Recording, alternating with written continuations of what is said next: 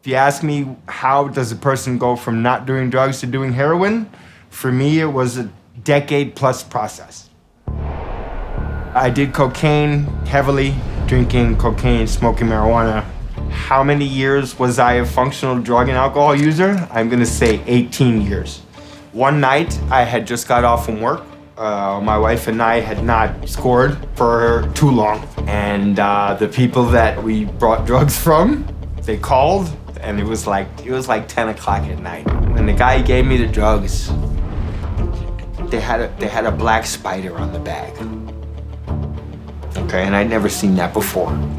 But we did them. The next thing I remember is the police pounding on my front door. And he said, "Your wife is in the hospital."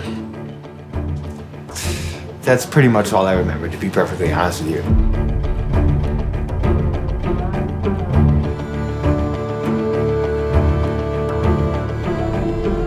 At this point, a woman called me.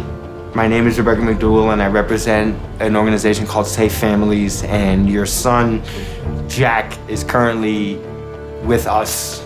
What is going on here? Where's Jenny?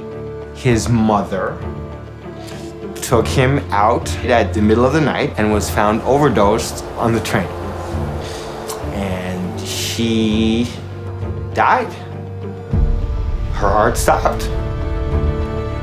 A passerby, a pedestrian, saw my son, Jack, and asked what was wrong and called the police, and they gave her the Narcan and revived her. I vaguely remember waking Jack up and him saying, "Mommy, go back to bed." And me saying, "Oh no, we're gonna have an adventure." And that's it. I don't remember anything after that. I've been missing about 30 hours. Jack ended up in the care of Safe Families, and it was time to change. Now I'm like, why am I still here?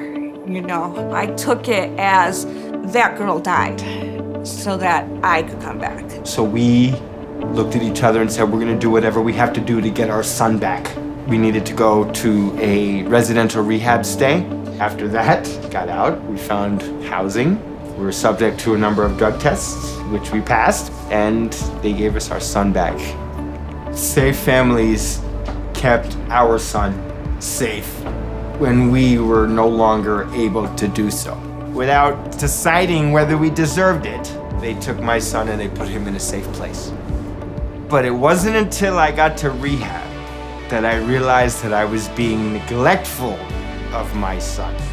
Love for your child is not the same thing as acting in your child's best interest. Doing just enough for your child so you can do just enough for your addiction is not enough. You gotta get rid of the addiction and take care of your kid.